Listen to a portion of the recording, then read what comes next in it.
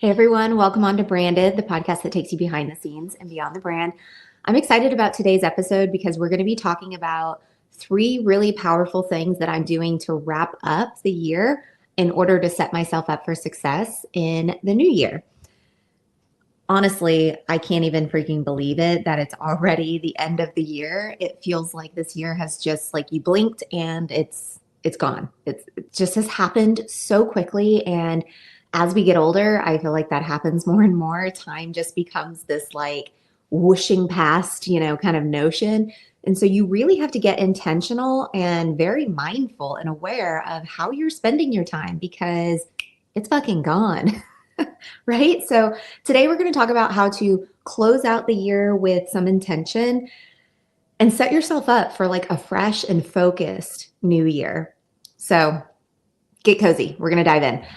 First and foremost, reflect. Reflect on the past year, your wins, your lessons, AKA the failures, mistakes, you got sidetracked, all of those things, right? Even the surprises, the things that came up for you that you weren't expecting at all. All of these things, reflect back on them.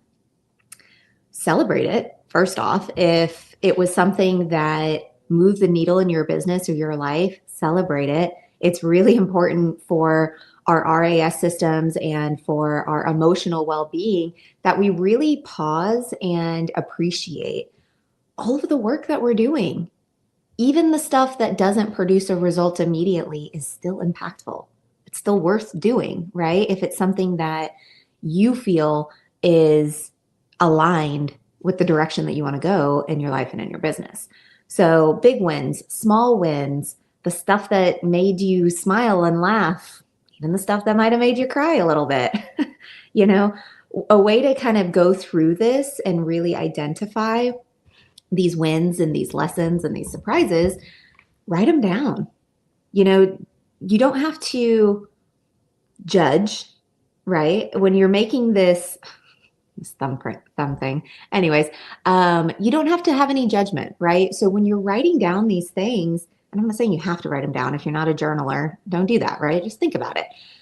But it is helpful to see stuff when it's down on paper, especially if you go back and look at it. So like, let's say today you make some notes of lessons, wins, things that happen throughout the year, and you acknowledge like where the growth happened within that occurrence.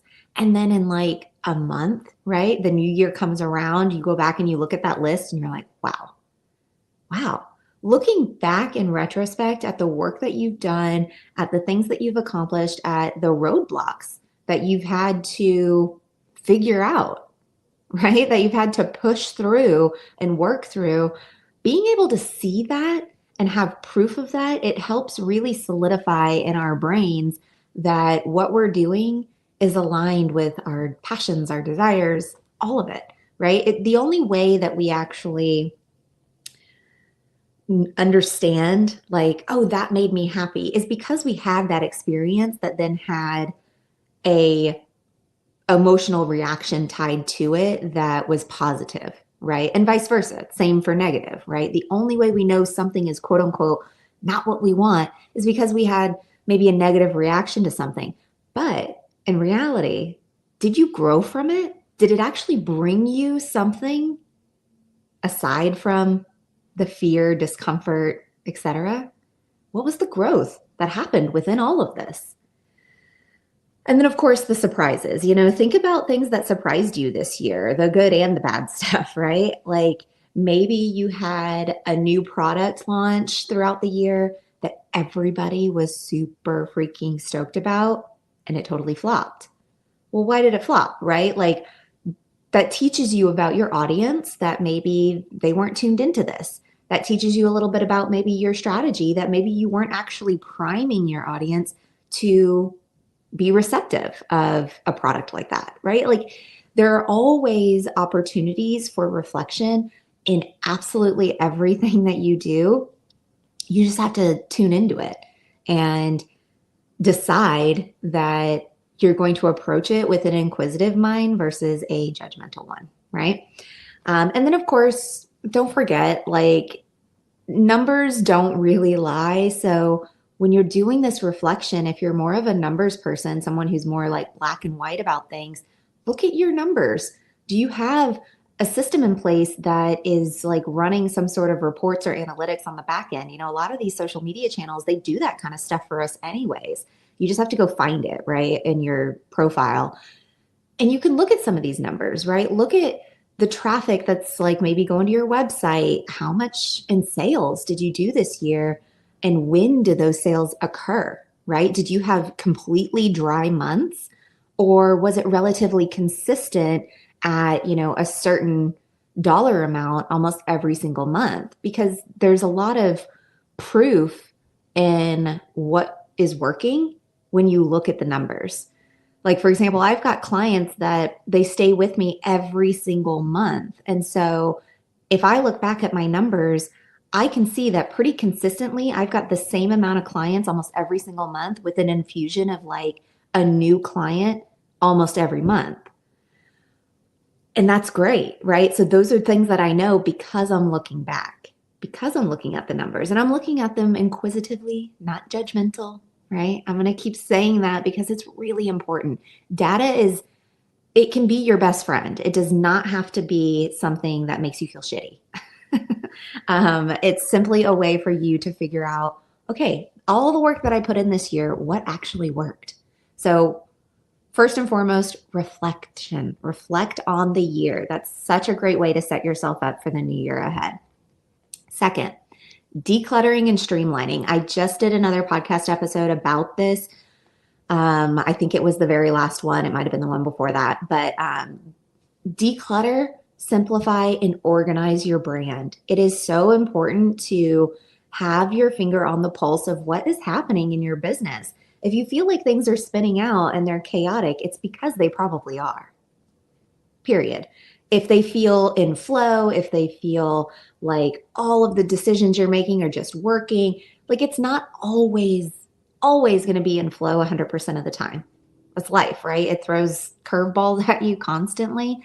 But if you can look back and you can see, okay, I wasn't all over the place all the time. I actually had my shit together most of the time, but it would be great to go and declutter and kind of organize some of my systems that maybe are outdated. Maybe there's broken links. Maybe there's URLs that aren't working anymore. Like, go and poke around and click on your own links, the links that are in your bios, all of the available resources that you have, things like that. Go and click on that stuff. And I'm not saying you have to find all of the things that are potentially cluttered and disorganized in your brand all in one day, right? Like, this can happen over time. You just have to really tune into the awareness of like the fact that it's probably out there, that there's probably a little bit of opportunity for some decluttering, probably a little bit of an opportunity for some organization and simplifying. And again, don't judge it. Just question it. Okay, well, how can I make this better? I'll give you an example. I mean, I am not perfect, and never do I say that I am. I was part of a masterclass series last year that ran again this year, and my calendar booking link was no good anymore. But I wasn't really aware of that. I've been in the process of transitioning my business from one all-in-one platform to another. And in the transition, there was simply like one little toggle that I didn't look at on one of my calendars. And it meant that it like blocked out my availability on this masterclass calendar that I shared with another business owner. But thankfully, they reached out to me, said, hey, it looks like you have no availability, even all of 2025. What's going on here with your calendar? And I was like, cool, no worries. Let me go check. It was such a simple fix, but it was one of those things that I hadn't found it yet, but it was something that was cluttering and disorganizing my business and could potentially, have me lose out on future business, right? So digital cleanup is really important. Like, honestly, one of the simplest things you can do is go through your photos, your screenshots, all the shit that you've done all year long, and clean up all the things that you don't need inside of your photo albums, inside of like your Google Docs, all of these random one-off things that you do when you're really busy, and then you forget to go back and either integrate them into something permanent or just delete them because you don't need them anymore. That shit hangs out inside of your digital workspace and it just like clogs the pipes, right? So delete the random screenshots on your phone, clean up your email inbox, all the stuff that's like, why is that email still flagged from 6 months ago? Have you done something with it? Do we not need to even talk about it anymore? Can it go in a folder somewhere? Can it just be deleted, right? What is the reason why your inbox and all of your digital workspaces are so cluttered? Figure it out, right? Simplify it, streamline it. And who's the person that did, okay, it's the organization lady, Marie Kondo, right? Marie Kondo your shit. Like your Google Drive, your email inbox, your photo albums, all the spaces that you keep stuff.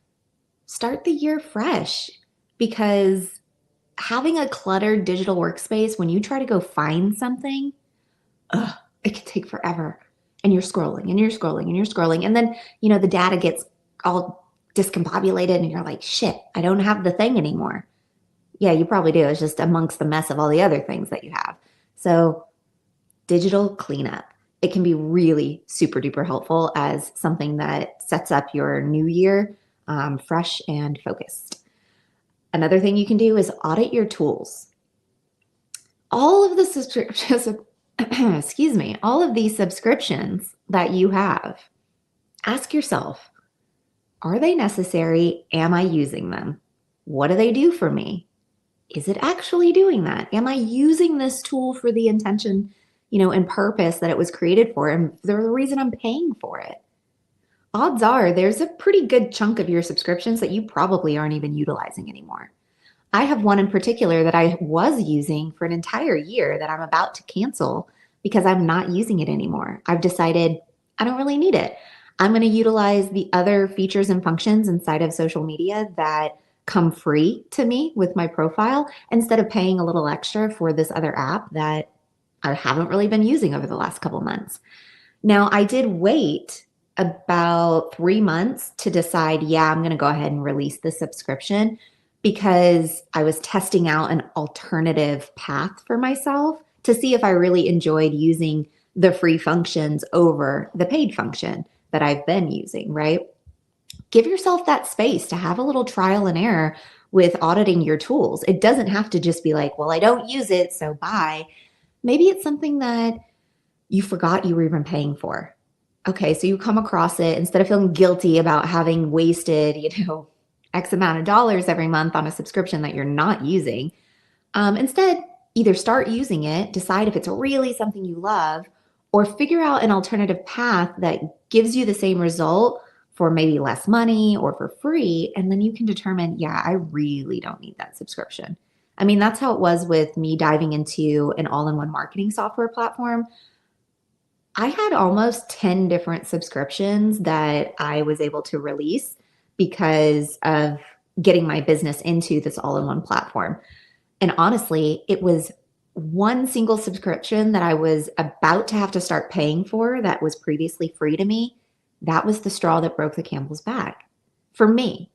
But there's going to be something for you that finally gets you fed up with all of the bullshit you're paying for and not using. So take stock of the tools that you're using, the platforms, the softwares. Is any of it dead weight? Cut it, right? Your processes and systems. This is another thing that you can look at and clean up. So think about how you can streamline maybe some of your workflows. Maybe you can automate something. Maybe there's like invoicing or contract signing or sending emails. Maybe there's a way that you can set up some of these tasks to run on a more automated scale versus manual. And maybe you can even create some templates. Like when it comes to what you're posting on social media, is it consistent with your brand? Do you have a template in something like Canva where you literally can just go and swap out the information every single week into what's relevant for that week's content, but you don't have to do anything else? I've been doing that with my story slides that I post on Mondays that promote the podcast episode for the week. I design the story slides for that. Sometimes it's more slides than, the week before, but that's fine. I can just duplicate one of the pages and plug in the information. I don't have to make a whole new design every single week. It's done. It's ready. I plug and play. I use the same fonts. I use the same style. It's consistent, right? It checks a bunch of boxes. For one, it's streamlining my processes and my systems, but two, it's also keeping a consistent and cohesive look to my brand. So when people are coming across my content, they recognize it, they see it, and they're like, oh yeah, this is something that's going to tell me something, but it's also telling me that I can hear more about it later this week whenever the podcast episode drops. That's as simple as that. Your processes and your systems don't have to be super complicated. Now, that doesn't mean they're easy to set up. Sometimes they are incredibly tedious and time consuming, but that's okay because so much of the systems and processes that are created are evergreen.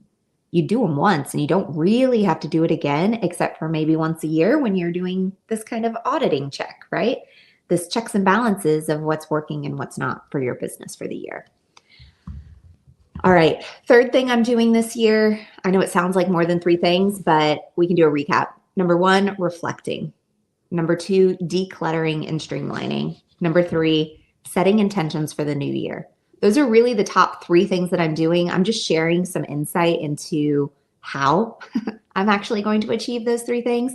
And then, of course, the show notes always have all of the details for you guys. If you're on my email list, you get this as well. So it's something that can always be saved and referenced. But number 3, setting intentions for the new year. Big picture goals, where do you want to take your business in the next year? And it's okay to dream and be playful with these ideas. We only ever create from either experience or imagination. So if you have yet to experience the thing that you are desiring, then you must imagine it. Dream it, create it. I started this Audible recently and listening to it just yesterday. And one of the statements that was made while I was driving and listening was something along the lines of, human history proves to us that imagination is one of our most creative, powerful tools. Because if you look back at human history, thousands and thousands and thousands of years ago, technology was different. There are things that exist now that had absolutely no inclination of existing then. So how on earth did it happen? It doesn't just fall out of the sky, right? There are experiences and there are imaginations at play that are creating these big picture goals, that are creating this technology, that are creating the lives that we are currently living now that people 7,000 years ago weren't living quite the same, right? Why is that? Imagination. It plays such a huge role in human evolution. And so don't be afraid of it. It can play a huge role in your business and your own life if you really just let it and you approach it from, yet again, an inquisitive mind versus a judgmental mind. Don't be afraid to play, right? And be excited about setting some of these goals. If you want to set anywhere from 1 to 3 pretty major goals for yourself next year, write them down. Put them somewhere where you can see them. Make them into something that gets you really excited every time you look at it instead of feeling anxious or fearful. Something to consider too with your goal setting, if it brings up fear, it's more than likely something that you actually desire and you are fearful of it because it is unknown. If it brings up indifference, whatever, I could make $100,000 on that project or I couldn't. If you don't care, if you're indifferent, then it's not for you. That's not something that is aligned with your desires and your passions and the things that are actually going to get you out of bed in the morning to get the work done. So honestly, if you have that fear bubbling up, lean in, question it, get curious as to why you're feeling fearful. And more times than not, it's simply because it's just something that's new, something uncomfortable, something you haven't yet experienced. So your imagination is really the one driving, not your experience. You've yet to have the experience, right? So you can't really tap into the experience side of you. You have to tap into the imagination side of you. That's what I do with my goals. Breaking it down, break down that goal, right? All of these big goals that you set, they don't happen overnight. Some of them may not even happen within the next year. That's okay. Take small steps. Break the goal down into those manageable moments where you know that, okay, I want to launch this new offer. Well, what needs to happen first? First, I need to decide all of the specifics of the offer. What is it going to cost? What am I going to, provide for that cost? What is the expectation of myself to my clients and vice versa? What is the expectation of the client to me when this offer is sold? What's the journey I'm going to be taking them through? Like, really explore the whole idea of this big picture goal. And then you can sort of just drop like, okay, this is the first step. This is step 2. This is step 3. And you just sort of take little bits and pieces out of that big goal, achieve them, right? And then boom, you're on to the next step. And then boom, before you know it, you actually have the thing done that you wanted to get done. And when you get to that point, the really curious thing about life is so many of us are thinking like, okay, what's next? What's next? What's next? Instead of just enjoying that moment. I reached this fucking goal. That's great. Like, what did I learn along the way? So breaking it all down and understanding that it could take you a month to get there. It could take you 6 months to get there. It could take you over a year to get there. It just depends on the goal, and it really depends on what goes into it. What's all the different variables that are there, right? And then lastly, what I want to leave you guys with is, instead of creating rigid New Year's resolutions, which that's how I was raised as well, right? Lose this weight, do this thing, achieve this goal, be this way, right? Like, make these really massive changes to our personalities. And it's just so restrictive. These restrictive and rigid resolutions are not actually propelling us forward. They're kind of like telling us that how we've been living our life isn't really good enough. So like, we really need to make some changes. Instead of doing that, maybe consider having like a theme for the year. So instead of telling yourself, okay, this year I'm going to drop 20 pounds. I'm going to be super fit. I'm going to go to the gym every day. I'm going to eat healthy every single day.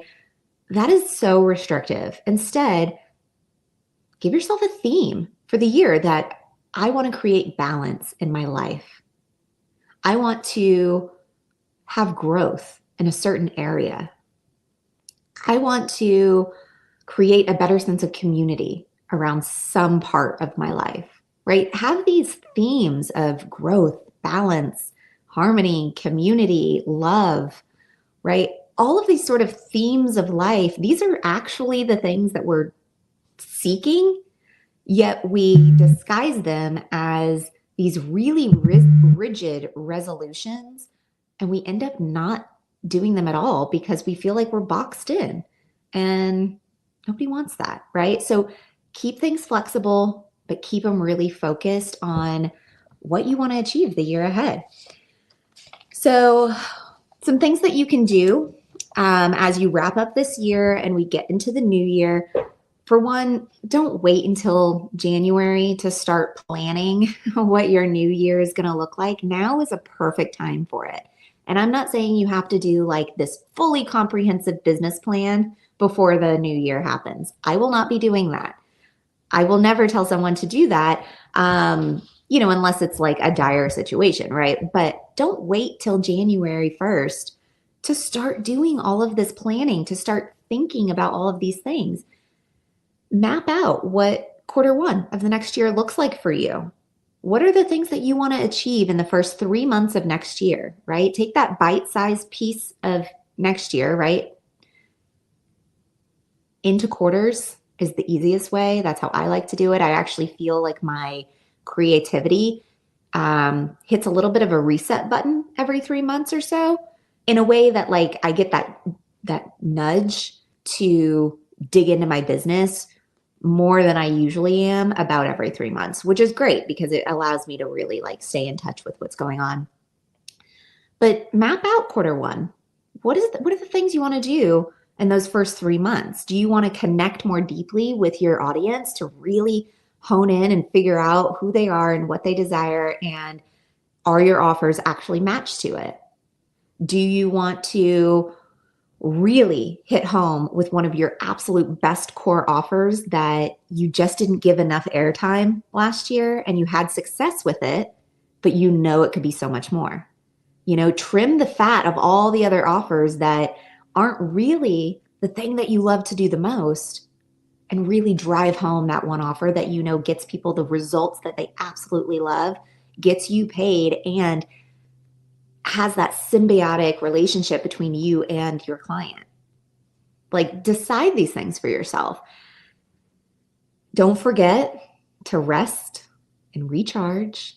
I just came back from a vacation, and while I was on vacation, I still had a podcast going. I still posted almost every single day of the week. I still had emails going out. It's because I have simplified and organized systems and processes in place. It allowed me to rest and recharge. Now, my resting and recharging is not over. I love to do it. I'm very good at it. But I have to like actually tell myself to do it. I have to really put myself in that frame of mind that it's okay to rest. It's okay not to check my email every day when I'm on vacation. It's okay to tell a client, I'll get back to you in 10 days when I'm back from my vacation. I'm telling you, from the like core of my being, that is something I have to work on really hard. It is so hard for me to not just say, yep, I'm going to do it right now. I have this like, because I'm a manifesting generator, I have this sort of Energizer bunny energy when it comes to the tasks that I really enjoy doing. I won't let anything stand in the way of doing them. And sometimes it's at the detriment of my own well-being. And I have to know that. That's something I need to be aware of. And if I'm not, what's going to happen? Burnout. That's not useful. Burnout is not useful for anybody. So rest and recharge. It's one of those things. I saw like a GIF or something on Instagram the other day, and it was so simple, but it helped me think about this concept of rest and recharge. Is like, in order to propel forward and really create that momentum, sometimes you have to pull back just a little bit. And it's not that you have to pull all the way back, right? You're not forgetting all of the progress that you've made. You're not diminishing any of the efforts that you've done so far. But sometimes you have to just hit the pause button, rest, recharge, and then boom, you slingshot yourself even further than you would have gone because you were sluggish and tired and burnt out before. Like, it's a super simple concept, but I'm telling you, I struggle with it. Like, it is one of the things I struggle with the absolute most, is giving myself the time and space to really rest without my brain just constantly going and me saying yes to every single task, in front of me. Recharging will make you come back stronger than ever. I promise. Give yourself some time for it. So, huge congrats on making it through another year as a business owner. It's not easy. This is honestly one of the hardest things I've ever done in my life, but it is one of the most rewarding, the most like self-fulfilling, and the most enlightening, in a good way and somewhat not a good way sometimes. Like, you find things out about yourself when you run a business that you didn't know before, because it really, really stretches and tests your abilities and your experiences and the things that you thought were limits, but aren't really.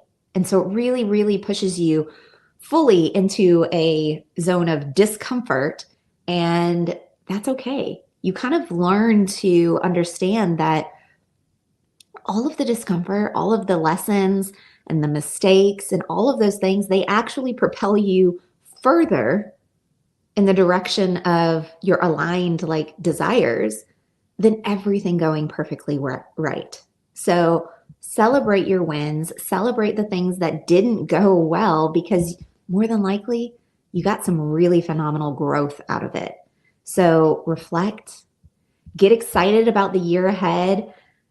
I'm always here to cheer you on. I mean, I do these podcast episodes with absolutely no expectation that you will buy anything, buy my services, download my resources. Of course, they're there for you. And I would love for you to tap into all of those things, because I do it with my heart, and I do it because I care, and I do it because as a fellow business owner, these are things that I've discovered along the way that have helped me navigate this crazy fucking world of being a business owner. So I'll catch you on the next episode. I hope you enjoyed this one. And here's to wrapping up a really phenomenal year and having a fresh and focused new one.